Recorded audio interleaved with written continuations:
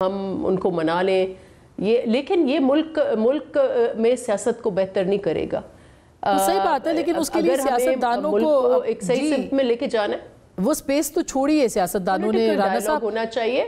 वो कैसे पॉलिटिकल, आपकी आज मरियम नवाज साहिबा ने जो गुफ्तगू की है, उन्होंने कहा है जी पंजाब नहीं पूरे पाकिस्तान से सियासी गंद को साफ करना पड़ेगा। एक सियासी जमात को जिसको लोगों ने वोट किए, लाइक इट और नॉट, को पता है कि उनको लोगों ने वोट किए और बड़ी जमात है, उसको सियासी गंद कहना, उसके लिए इस तरह के ज़बान इस्तेमाल, इस तरह कैसे डायलॉग की राह हमवार होगी? बिस्मिल्लाहिर्रहमानिर्रहीम। बहुत शुक्रिया। देखें, दो तीन चीज़ें मैं क्लियर कर दूं। बिल्कुल पुरअमन एहतजाज जो है वो आईनी हक है सबका, लेकिन जब आपको अदालत ने इजाज़त ना दी हो और आपकी एक हिस्ट्री हो वायलेंस की और आपको मना किया जा रहा हो कि एक बैरूनी जो है वो डेलीगेशन आया हुआ है और फिर भी आप धावा बोलें और सूबे की ताकत पे धावा बोलें और पुरअमन, इसको कहना गलत है। देखें, मैं आपको कुछ हकायक जो है वो गिनवाना चाहता हूँ, लोगों को हकायक पता होने चाहिए।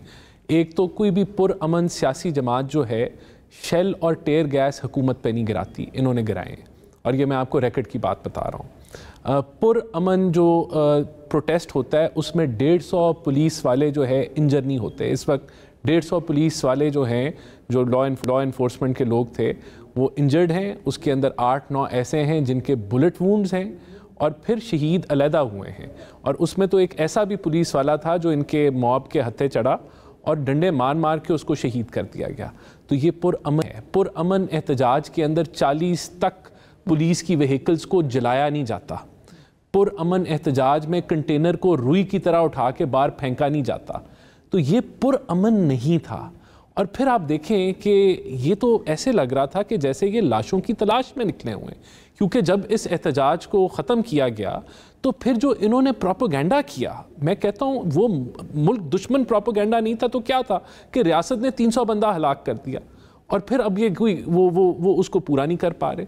और फिर बैरिस्टर गौहर ने कहा कि 12 हैं, 12 भी नहीं, एक भी नहीं होनी चाहिए थी। यहाँ तो पुलिस वाले शहीद हुए, लेकिन क्या इन्होंने माफ़ी मांगी है? नहीं, मगर आपने भी तो दुरुस्त इत्तलात ना दी, एक्सेस टू इन्फॉर्मेशन आपने नहीं दी, जिसकी वजह से फेक न्यूज़ फैली, प्रोपेगेंडे का वक्त मिला।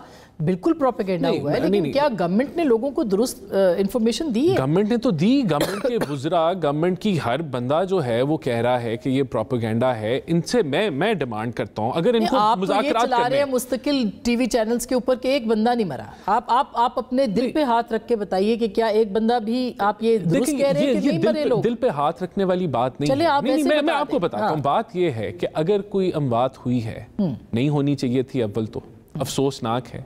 कैसे हुई है? क्या अगर इनके कोई लोग फौत हुए हैं, इन्होंने क्या अपने KPK में कोई FIR कटवाई है, कोई उसके मेडिकल करवाए हैं? और अगर करवाए हैं तो उसकी तहकीक होनी चाहिए। देखें, लेकिन मुझे बात थोड़ी सी अगर मुकम्मल कर लेने दें। इन्होंने अमवात की बात की, ये प्रोपेगेंडा किया, फिर अब ये 12 पे आ गए। क्या इनका हक नहीं बनता ये कौम से माफ़ी मांगे कि हमने जो पूरी दुनिया में हमने पाकिस्तान का इमेज तबाह किया, उसके ऊपर हम माजरत ख्वाह हैं, हमारी इंफॉर्मेशन गलत थी।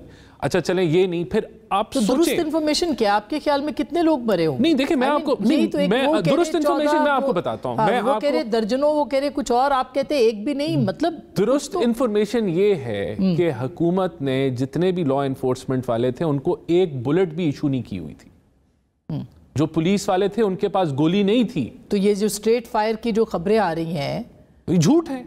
कैसे आप उसको झूठ साबित करें ना? नहीं, साबित मैं आपको बता रहा हूं, मैं एज ए गवर्नमेंट ऑफिशियल आपको बता रहा हूं कि बुलेट्स इशू ही नहीं हुई तो फायर कहां से होनी थी?